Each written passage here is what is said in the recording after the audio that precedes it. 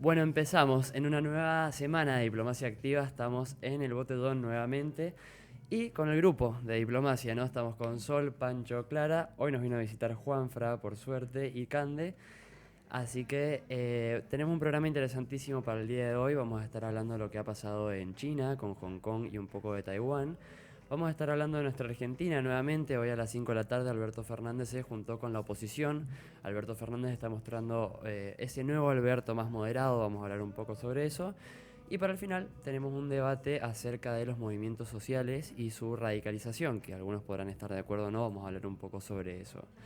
Pero primero vamos a hablar un poco sobre un evento que pasó la semana pasada, muy importante y que le dio, espero, una enseñanza al señor Jair Mesías Bolsonaro y Alberto Fernández. La semana pasada, en Estados Unidos, en Washington, se reunió Andrés Manuel López Obrador, el presidente de México, y Donald Trump. Algo inesperado. El primer viaje de Obrador, el nuevo presidente de México, fue a Estados Unidos. El mejor amigo de Alberto Fernández y el mejor amigo de Donald Trump los traicionaron, digamos, y se juntaron en Washington. Se juntaron por el nuevo NAFTA, que es el Tratado de Libre Comercio entre Canadá, México y Estados Unidos, que ahora se llama TECMEC. Y entre ellos, digamos, se llevaron muy bien, hubo muy buena vibra. ¿Cuál es la lección que se aprendió? Las relaciones internacionales tienen que estar al servicio del país y no del presidente, ¿sí? Alberto Fernández dijo que el único amigo de América Latina que le quedaba era AMLO, o sea, Andrés Manuel López Obrador. Y Jair Mesías Bolsonaro creía que era Trump, ¿viste? Le copia todo. No es así, ¿sí? Cuando la política necesita cambiar o la política necesita modificarse, digamos, ahí tiene que apuntar como una política de Estado a la política exterior. Entonces, Alberto Fernández y Bolsonaro pueden empezar a dejar de fijarse en ellos y quiénes son sus amigos y enemigos y fijar quiénes son amigos o enemigos del país. Que ya no se habla en términos de amigos o enemigos, sino de aliados, potenciales o aliados. Como decía, Andrés Manuel López Obrador y Donald Trump acordaron una serie de cosas, se llevaron muy bien, ambos son nacionalistas, populistas, uno de izquierda, el otro de derecha, pero a ambos les convenía esta situación, ¿no? Tanto a Donald Trump por una cuestión de la campaña, los demócratas también se creyeron que AMLO estaba de parte de ellos, y AMLO, digamos, para llevarse bien con Donald Trump, sabemos la cuestión migratoria que tiene con México y la cuestión económica. Así que bueno, lección de la semana, aprender que las relaciones internacionales, la política exterior de un país, tienen que responder al país, no al presidente. Así que Alberto Fernández, por ahí sí, Felipe Solano te lo comentó, estaría bueno que vayan tomando nota. Tenemos un programa interesantísimo, así que quédense escuchando, acompáñennos, nos encontramos en el Botellón y ahora vamos con Taiwán. Vamos a una tanda y después tocamos ese tema.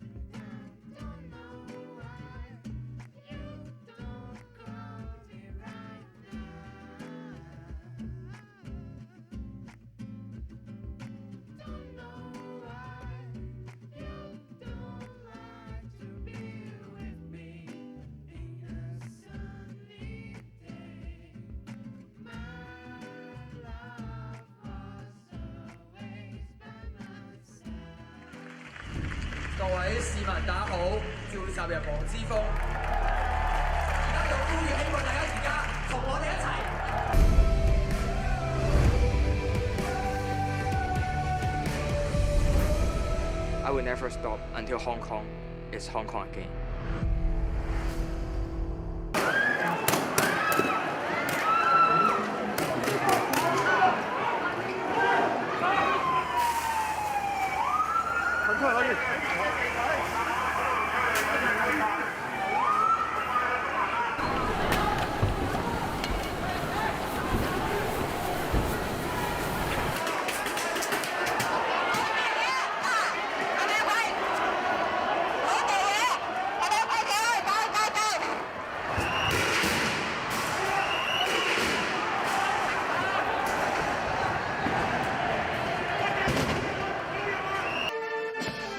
呢一次嘅立法被視為中央與香港特區關係自回歸以嚟最重要嘅發展，為完善香港維護國家主權、領土完整同埋安全制度踏出歷史性嘅一步。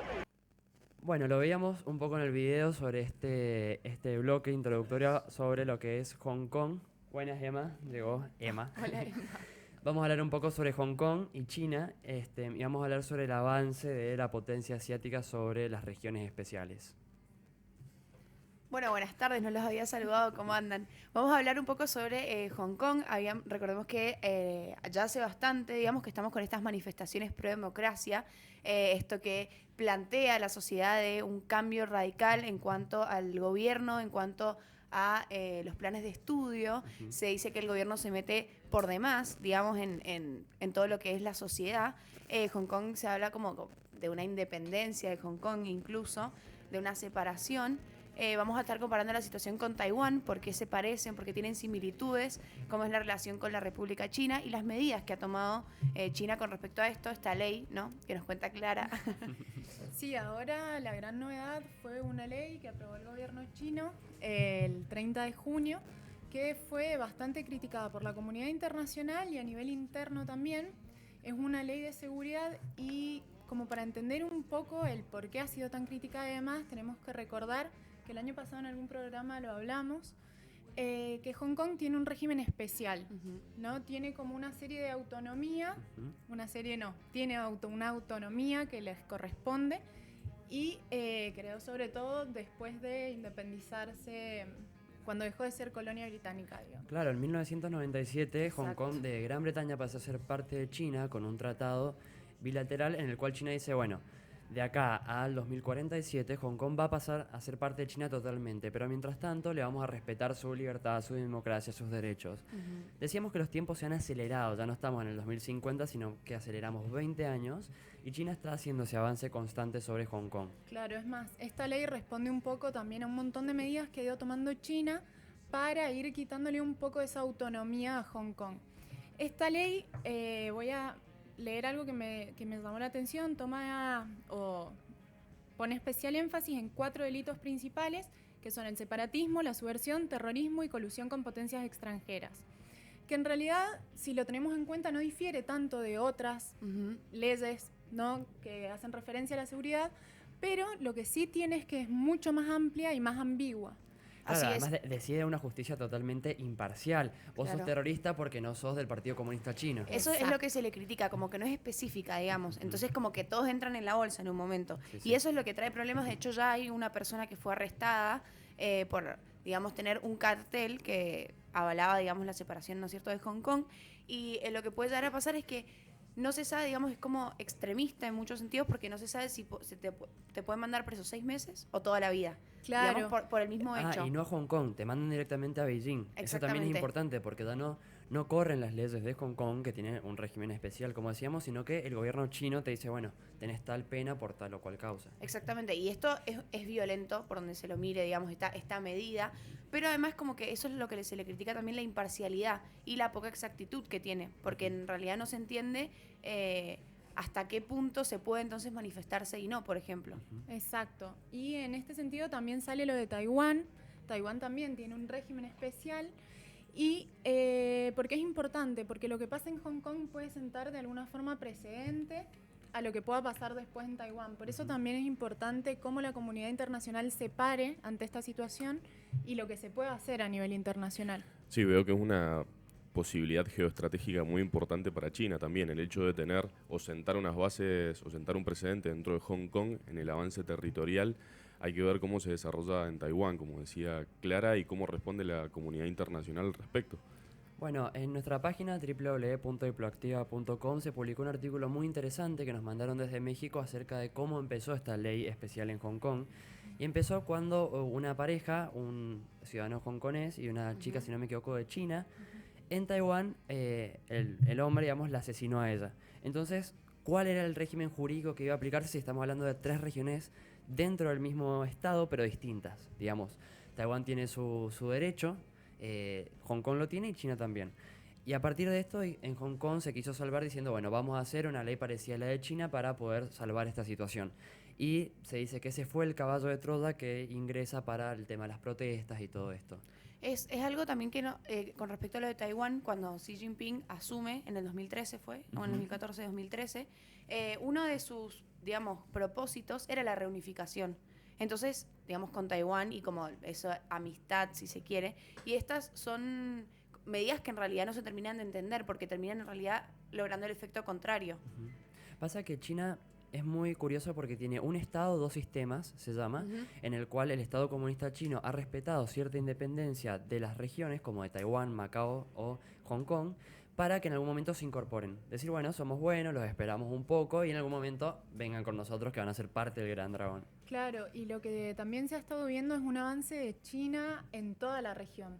No solo con respecto a Hong Kong o a Taiwán, sino también con respecto a la India o con otros países del área. Sí, perdón, pero podemos decir que ese gigante dormido que siempre escuchamos hablar se está despertando y está extendiendo las manos para toda la región. Claro, y que por ahí ese ascenso pacífico del que siempre se jactó China, de llegar a ser una gran potencia o plantarse como la única, de forma pacífica, capaz que hoy está empezando a mutar un poco.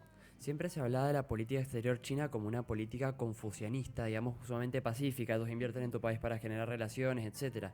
Pero hoy en la región no se está viendo tanto eso, ya entramos más con la espada, digamos, directamente, y bueno, si te gusta o no te gusta, no hay muchas opciones. La primera reacción frente a esto fue Estados Unidos, que lo que hizo fue, no le gustó la ley, digamos. Y no. Entonces, lo que planea hacer ahora, o lo que va a hacer, por ejemplo, es crear sanciones para los ciudadanos chinos. Por ejemplo, se hablaba de las visas, como no dejarlos pasar, deportarlos, o también situaciones con la tecnología, las aplicaciones, no permitir el uso, por ejemplo. Sí, es algo muy típico de la política exterior estadounidense. Lo vimos en los casos de Ucrania, por ejemplo, con Rusia. Estados Unidos, la primera herramienta que utilizó, no sé si fue tanto con la cuestión de las visas, pero sí fue más una implementación económica en cuanto a las sanciones que se le dieron a los países. Bueno, pero Sol tocó un punto clave que fue el tema tecnológico. China hace años que quiere meter a Huawei, nunca me sale Huawei, nunca lo pronuncio bien, al Reino Unido, y el Reino Unido lo vetó y lo sigue vetando. De hecho, el Reino Unido va a dar 3 millones de visas, si no me equivoco, Boris Johnson, a ciudadanos hongkonenses para que puedan ir al país, al reino. Digamos, hay una brecha muy grande entre lo que se genera con Hong Kong, entre Occidente y Oriente, especialmente China, ¿no? Porque todo el tiempo, digamos, se habla de Hong Kong como una democracia liberal, y esto que ha pasado, esta chica que ahora no recuerdo su nombre, que escribió en el blog, pueden ir a ver su artículo, habla de uno de los mayores atentados contra una democracia liberal desde la Segunda Guerra Mundial, porque hablamos de la incorporación total de Hong Kong con esta nueva ley de seguridad. Sí, y bueno, volviendo un poco a qué puede hacer la comunidad internacional, ¿no? Y ahí nos empezamos a dar cuenta de cómo falla el sistema multilateral o las pocas herramientas que se tienen a nivel internacional para hacer algo al respecto, porque digamos, una de las máximas leyes o principios es que no se pueden interferir en cuestiones internas de los estados. Claro. Pero volvemos a, bueno, ¿qué pasa cuando esas cuestiones internas tocan cosas sensibles como los derechos humanos? Sí, o la autodeterminación de los pueblos también. Exactamente. Hay una cuestión que lo hablamos la semana pasada. Las organizaciones internacionales están financiadas por los Estados miembros. Y China, por ejemplo, ya es hoy en día el segundo inversor en Naciones Unidas. Y eso, digamos, le da muchísimo margen, digamos, si va Hong Kong, un diplomático de Hong Kong a decir Naciones Unidas, a querer poner una agenda, le van a decir, y bueno, pone más plata, ¿me entendés? Sí. Va a ser así. Y eso pasó también con la OMS. Digamos, China siendo el principal inversor, pudo esconder un tiempo el coronavirus y nadie dijo nada. Sí, un poco raro que estés hablando así de Naciones Unidas. Inesperado. Yo soy muy pro Naciones Unidas. Pero pasa que también yo creo en Naciones Unidas como principio de organización, pero también sé que los Estados miembros tienen la decisión. Entonces, bueno. Sí, más siendo China o Estados Unidos miembros del Consejo de Seguridad y demás cuestiones. Pero volviendo un poco a lo que decía Sol con respecto a la situación estadounidense en esta cuestión, me parece que la comunidad internacional está un poco expectante de a ver cuál es la reacción de Estados Unidos y cómo vamos a plantar cara a esta legislación china a partir de ahora, siguiendo lo que vaya estableciendo Estados Unidos. Porque justamente eso, pareciera como que se han digamos, esta ley, o sea, parece violenta, parece que no se entiende y puede, digamos, irse para cualquier lado. Puede resultar una amenaza, puede ser, digamos, como para calmar las aguas, pero si no llega a ser así, es bastante grave, digamos, que empiecen a meter gente presa o es como reprimir de nuevo y volver para atrás un montón. No está bueno. Bueno, en el video veíamos a Joshua Gong, que para mí es uno de los grandes líderes de las nuevas generaciones.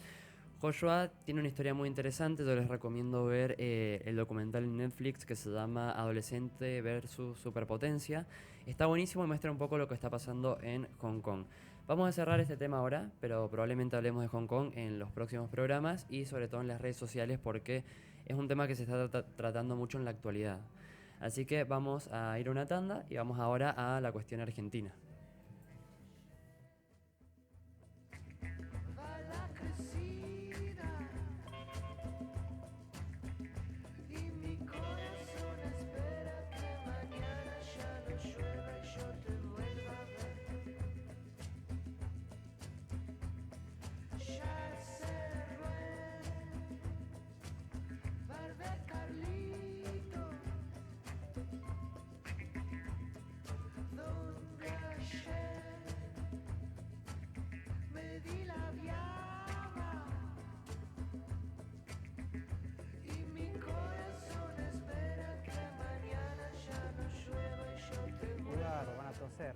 No toser sobre la mano, sino hacerlo sobre el pliego del codo para no tener las manos con las gotitas.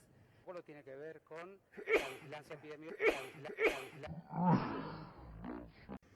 Queridos amigos, amigas del Grupo de Puebla, estoy aquí para celebrar con ustedes un año de la creación del grupo. Lo que quiero es dejarles mis saludos en este momento tan particular que vive el mundo y que vive la región, porque en este momento Latinoamérica es el foco donde la pandemia está atacando. Los manifestantes marcharon después de congregarse en el obelisco por Diagonal Norte hasta llegar a la Casa Rosada y finalmente después de cantar el himno nacional comenzaron a volver a sus casas.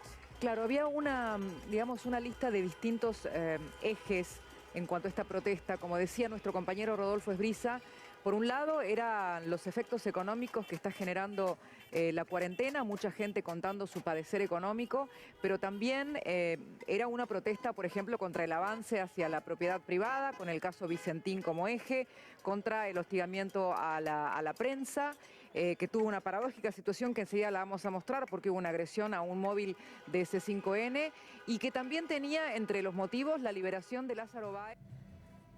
Vamos con Argentina. Siempre este bloque me parece que es como el más interesante porque hablamos un poco, debatimos un poco, cada uno puede poner un poco sobre la mesa lo que quiere. Intentamos ir con una línea, en este caso vamos a hablar un poco sobre el conservadurismo popular, ¿no? Una teoría de Francisco de Santibáñez, que escribió un libro, La Rebelión de las Naciones, en el cual habla de este conservadurismo popular, como los conservadores están tomando distintas medidas a favor de la sociedad para asumir. Por ejemplo, Donald Trump, Bolsonaro, Marianne Le Pen, se hacen los ambientalistas, a veces les gustan los derechos humanos, bueno, y así de alguna manera llegan al poder, concentran ese poder y ahí sí van con una agenda totalmente conservadora.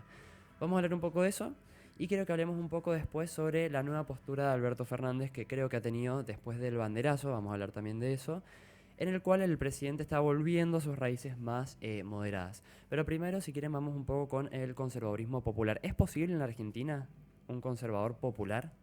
¿Qué les parece? Yo creo que se ha tomado cierta relevancia a este tema dentro de la Argentina, pero me parece que siguen las líneas bien marcadas en lo que es la política argentina todavía.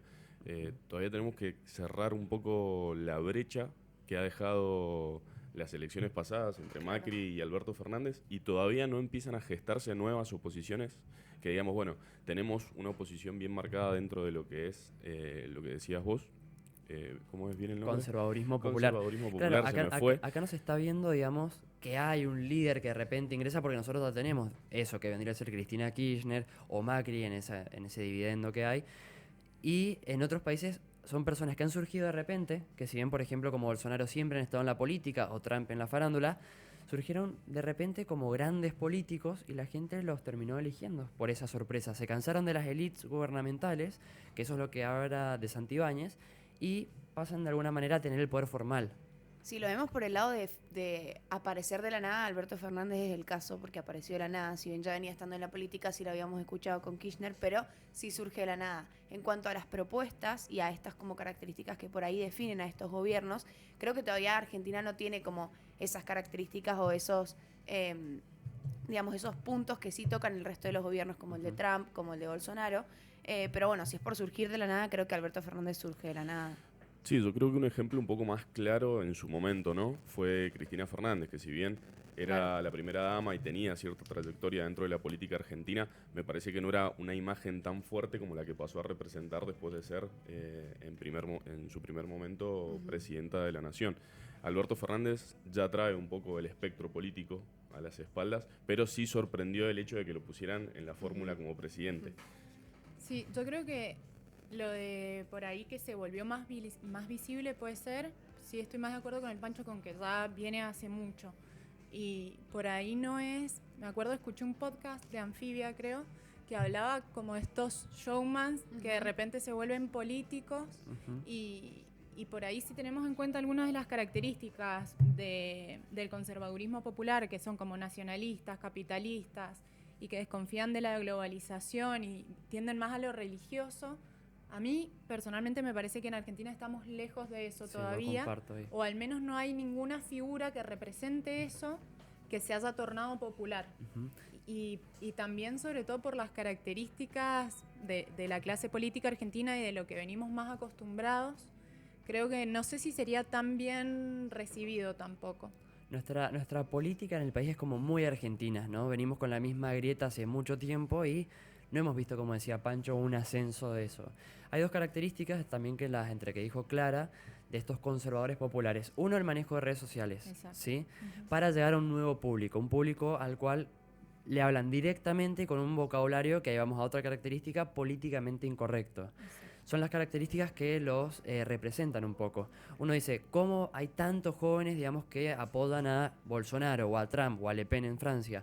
Y tiene que ver con esto. Han aprendido estos nuevos conservadores a hablarle a esas nuevas generaciones. Por ejemplo, Le Pen ahora es ambientalista, ¿no? Dice que todo el nacionalismo de Francia tiene que ir al ambiente porque si no Francia está en peligro y bla, bla, bla. Y decís, bueno, ¿en qué momento pasaron de ser extremadamente capitalistas a extremadamente ambientalistas? Bueno, de todas formas, acá en Argentina sí tenemos un punto ahí que, si se quiere, es Ofelia Fernández. Se dice que Ofelia Fernández y Woz, el cantante de trap, rap, no me quiero equivocar, no sé si es trap o rap, pero le hicieron un poco la campaña a Alberto Fernández, ¿no? Y ese es como el lado de los jóvenes que él maneja, digamos, con Ofelia Fernández, que, nada, milita abiertamente, digamos, y tiene un montón de seguidoras, sobre todo mujeres, y Woz con sus canciones un poco ahí transgrediendo, si se quiere, o bancando también a Alberto Fernández. Sí, yo creo que el Frente para la Victoria o el kirchnerismo, para llamarlo de alguna manera, tiene una militancia mucho más fuerte que cualquier tipo de oposición que hoy pueda llegar a tener en la Argentina.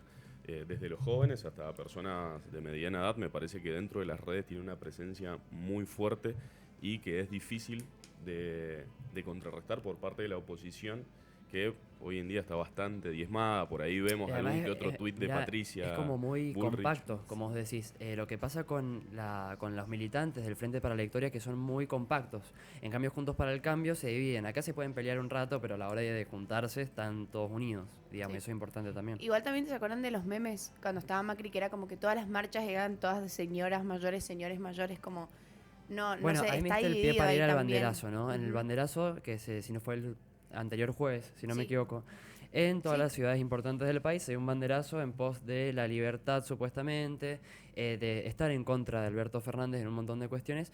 Yo supuestamente, Pancho me levanta las cejas porque quería nombrar, por ejemplo, lo que pasó con C5N, que sacaron el móvil de C5N a las patadas, y eso yo creo que en un país maduro no se puede tolerar, porque se habla en contra de la libertad de expresión. C5N puede pensar lo que quiera y va con su móvil y hace sus notas, pero no puede ser que en una marcha por la libertad, en una marcha por un montón de cosas, que siempre es un grupo chiquito, pasa, saque a periodistas de la manifestación. Yo por lo menos no estoy de acuerdo. No, sí. Teníamos el banderazo y me parece que desde el banderazo Alberto Fernández empezó con otra actitud. El banderazo fue a favor del campo, que recordemos que desde siempre los gobiernos peronistas, pero en particular también, va en contra un poco del bienestar del campo. También por la libertad, por el tema de la cuarentena, hay mucha gente que no está de acuerdo con la cuarentena, que la cree demasiado larga e innecesaria, y bueno, por distintas cuestiones en crítica al gobierno. No había una bandera, digamos, en general que era por esta razón, pero sí, es verdad, habían varios Eran motivos. los banderazos. Claro, fue como así. ¿Alguno participó? No. ¿No? Ah, ¿Vos porque acá en Mendoza... participaste? No, pero acá en Mendoza también fue muy, muy fuerte. Sí, ¿No? sí, se vio bastante gente. Sol fue, tiene cara de que No. fue. Sí. Mendo Exit. No, mentira, No, no, la no. arrancada de nuevo. Hablando del Mendo Exit, San Rafael, Emir, ¿cómo es el apellido de Emir Félix? Emir Félix, el intendente de San Rafael, dijo que si Mendoza se separaba de la Argentina, San Rafael se quedaría. Emir se cree que es un emirato, que él manda ahí como, no sé, Emir, a vos te eligen. Yo entiendo que estás hace 40 años en el poder, pero vos le respondés al pueblo, no el pueblo te responde a vos. Y un poco polémico todo el asunto. San Rafael siempre ha sido... o siempre Hablan se San con- Rafaelinos. Sí, claro, aclaremos eso. Ahí hay un... El natal San Rafael, bueno, siempre ha sido un poco polémico el Principado de San Rafael o la República de San Rafael, pero me parece que ya en este caso... Ay, chicos, se les ponen desentona un brillantes los poco. ojos a los dos. Y nos hay ponemos como un orgullosos. sentimiento- Imagínate si Mendoza Patria. fuera un país, San Rafael podría cumplir su sueño de ser provincia. Podría ser gobernador, Pancho. Ay. Puede ser, o presidente de Mendoza. No, ese sería dos, por eso. No sé si te da el cuero. Bueno, volvamos un poco a la figura de Alberto Fernández. Ahora, te hago una pregunta. Sí. ¿Querías ser presidente de Mendoza? Estabas en contra del Mendo Exit. No, yo estoy en contra del Mendoza, pero bueno, uno se Un tiene doble que adaptar a discurso. las circunstancias.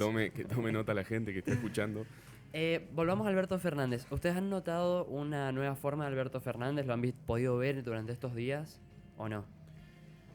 Yo la verdad no he visto mucho últimamente los actos de los que ha participado Alberto Fernández, pero me parece que todo el tiempo está cambiando un poco las formas dentro de la política exterior. No sé qué les parece a ustedes.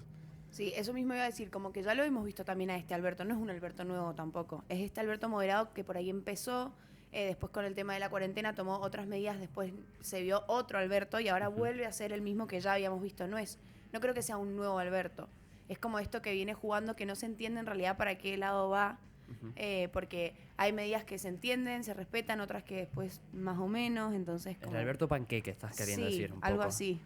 Sí, sí. Qué fuerte. Perdón, sí, dale, Clara. No, yo en realidad pienso que por ahí a nosotros nos descoloca por ahí una medida, a ver, ¿cómo lo puedo...? Lárgalo, sé políticamente ¿Cómo puedo- incorrecta. No, va en contra de mis principios. Creo que como argentinos tampoco estamos acostumbrados a ver algunas actitudes que tienden más hacia la izquierda y en la misma persona ver actitudes más moderadas. O sea, creo que a nosotros como argentinos eso nos choca, pero digo, a veces no tiene por qué estar mal. A mí la imagen de Alberto Fernández entre el kirchnerismo extremo, que es Axel Kicillof, y el macrismo tácito, que es Larreta, habla de una figura de moderada, podríamos decir. Hay algo que, bueno, el país está incendiado, lo sabemos, ya tenemos que ir cerrando el bloque, pero el país está incendiado y la semana pasada no solo fue el asesinato de un ex secretario de Cristina Kirchner, sino también que sacaron a Lázaro Báez de la cárcel y lo metieron en prisión domiciliaria. Esos son puntos de inflexión, yo creo que Alberto lo tienen que hacer bajar a tierra, sobre todo con su discurso y moderarse un poco más, si no se quiere ir a un kirchnerismo peligroso como los últimos años de Cristina Kirchner y con una sociedad bastante enojada, podríamos decir, una oposición sin cabecillas, porque los líderes opositores parece que están durmiendo la siesta hace rato, pero con una ciudadanía bastante caliente, digamos. Bueno, vamos a estar hablando sobre Argentina también durante las próximas semanas, y ahora vamos a ir un poco a el próximo bloque, que es un debate acerca de los movimientos sociales.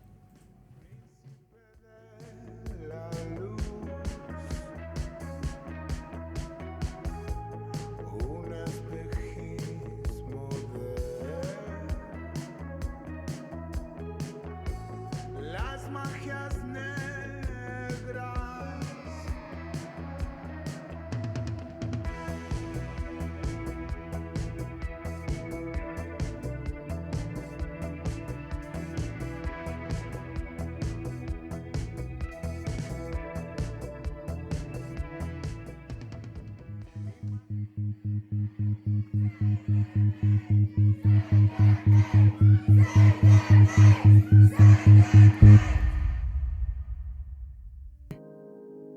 Because of you, we've come together. This is for George Floyd.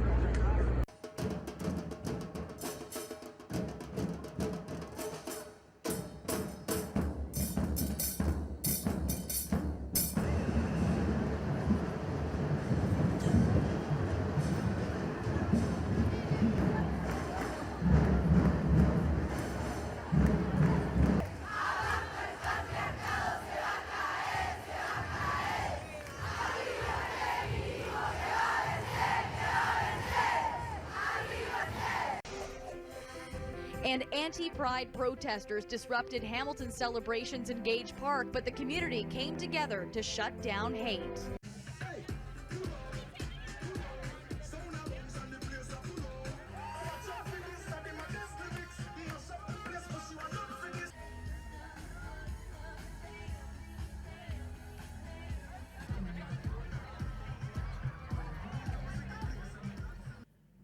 Bueno, antes de empezar con este bloque quería comentarles que estamos en el Botellón, que nos da este espacio muy copado. Y estamos en Sarmiento 685 para que se puedan venir a tomar una birra, comer unas papas y charlar un poco de política, que está bueno en este tiempo. Ahora vamos a ir con un poco de debate. Vamos a hablar sobre los movimientos sociales. Yo en Diplomacia Activa en el Instagram publiqué la semana pasada sobre Ortega y Gasset. Un autor bastante polémico también que recibí muchos mensajes. Vamos a hablar durante este bloque sobre qué decía Ortega y Gasset también, pero vamos a ir sobre esto de la extremización de los movimientos sociales.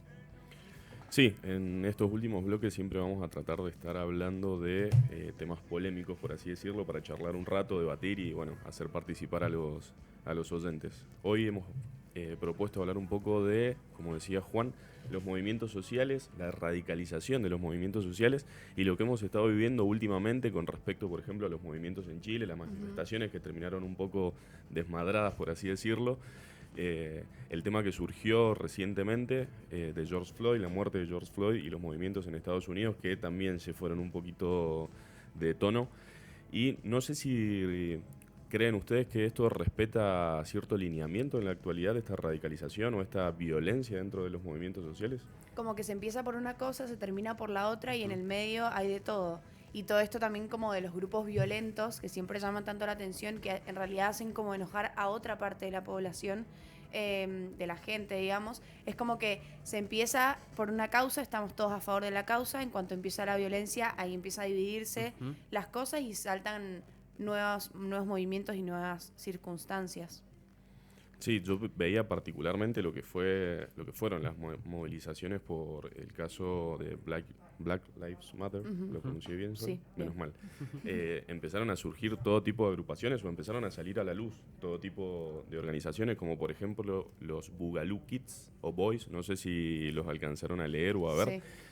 Bueno, son unos personajes que están bastante bien armados dentro de Estados Unidos, que la característica principal que tienen es que se ponen camisas hawaianas para identificarse. O sea, acá por ejemplo podríamos ir a un boliche y todos los rugbyers podrían participar de ese movimiento. Le faltarían un par de fierros, por así M14, digamos. Sí, pero por ahí va el tema. Pero bueno, un grupo totalmente radicalizado, particularmente en el ámbito racial, tuvo cierta presencia dentro de las manifestaciones y particularmente dentro de las redes sociales, tergiversando todo lo que fueron las marchas de la muerte o dada la muerte de George Floyd.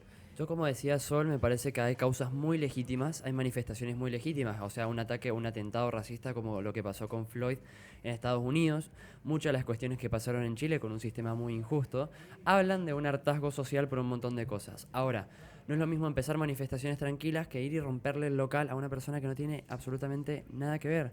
Pasa también aquí en la Argentina con el feminismo, en muchas marchas, o distintas marchas, no me acuerdo, por el aborto, que podemos tocar ese tema si quieren también, donde sumamente legítimo el reclamo de las mujeres, y de repente hay grupos dentro de la manifestación, de la movida, que terminan rompiendo locales y haciendo cosas que deslegitiman un poco ese movimiento. ¿Cabe la ideología como disparador de toda esta radicalización? Siempre. A ver, yo creo que hay una izquierdización de un montón de movimientos. Ortega y Gasset habla del hombre noble y el hombre masa. El hombre noble es el que piensa por sí mismo, es crítico y si va a una manifestación se manifiesta con esa causa legítima. Pero siempre sabiendo cuál es su derecho por el cual lucha, pero cuál es el derecho del otro, a trabajar, a expresarse, etcétera. El hombre masa pasa a ser la persona acrítica, que yo sigo a la masa, rompo, grito, publico en las redes sociales y ya es peligroso el hombre masa porque es muy aprovechado por el poder. De ahí sale un líder que dice, bueno, vayan por acá, vengan por acá, y entonces ahí es cuando el hombre masa pasa a ser una herramienta del poder y no tanto de sus propios ideales. Sí, yo me gustaría retomar un par de cosas. Primero lo de que siempre hay como algún foco violento. Creo que eso también es muy usado por la oposición de ese movimiento social como para deslegitimar el reclamo. Creo que con el movimiento feminista también ha pasado muchísimo, que por ahí se toman casos muy aislados. Es verdad eso, sí. Y la gente que no está a favor o que tiene intereses en el medio se agarra de eso como para deslegitimar reclamos que son súper legítimos y en los que la violencia no se presenta como algo principal. Bueno, eso ¿no? que decís se me viene mucho a la cabeza los medios de comunicación conservadores que tiene la Argentina, cuando son los movimientos feministas que van miles de mujeres, también muchos hombres acompañando, a pedir, como decíamos, demandas muy legítimas y ya necesarias en este siglo XXI, y agarran los medios de comunicación un solo hecho aislado y dicen esto fue un desastre, fue un caos. No fue así. Yo participé el año pasado en la manifestación aquí por la legalización del aborto en la Plaza Independencia, y yo me acuerdo de los medios de comunicación viendo a ver qué podían buscar para decir eso justamente. Sí. Retomando también lo que vos decías recién, esto del hombre masa, de la persona masa, digamos, es como muy, o sea, suena así, suena fácil. Cuando lo pasamos, si se quiere, un poco a la práctica, entre comillas, y los ponemos en los movimientos, se mezcla todo y no se entiende. Uno después termina yendo, pero no se entiende tampoco muy bien por qué. Y eso hay que tener cuidado porque es como vos decís, muy poca gente después se pregunta la verdadera razón. Hay chicos muy chicos, por ejemplo, también. Y es como, suena fácil en la teoría, pero después sí es todo más confuso. Lees carteles que no entendés o que no tienen nada que ver ahí. Por ejemplo, este grupo que es muy gracioso, pero... No es tan gracioso cuando tiene esas armas, esas metralletas que decís. Físicamente es gracioso igual. Sí, o parece sea, de una verlos, película. pero es como que ellos piden una guerra civil en Estados Unidos de la población contra el Estado. O sea, no tiene nada que ver con la muerte de George Floyd y van y por ahí ves gente que milita porque tienen armas o porque se usan camisas hawaianas y en realidad no saben el trasfondo de todo eso. Sí, y volviendo un poco a eso y relacionándolo con lo de las redes sociales, el otro día leí una publicación de un chico que es periodista en Infobae, que ahora se me fue el nombre, que se los pasé, creo, para que lo pudieran leer, sobre la cancelación. Y sobre cómo a veces las redes sociales funcionan más para reproducir ideas que para producir ideas. Entonces, eso es algo que me parece como bastante peligroso también cuando nosotros nos encontramos que hay mucha gente que, o nosotros mismos a veces compartimos cosas por redes sociales sin saber el trasfondo que hay, que es un poco lo que vos decías, Sol. Entonces, a veces se comparten eslogans o se comparten frases hechas sin que terminemos de entender el significado de las mismas, y a veces en eso de compartir sin pensar demasiado terminamos cancelando o invalidando otros pensamientos que son súper válidos. O multiplicando un pensamiento tóxico que digamos va con la violencia y un montón de cuestiones. Y con lo fácil aparte que es hoy en día crear un hashtag y no leer. Que se viralice. Claro, bueno, hablamos del conservadurismo popular en el bloque pasado y de eso se trata, aprovechar esos movimientos, esas broncas a través de las redes sociales para que después estén en las calles.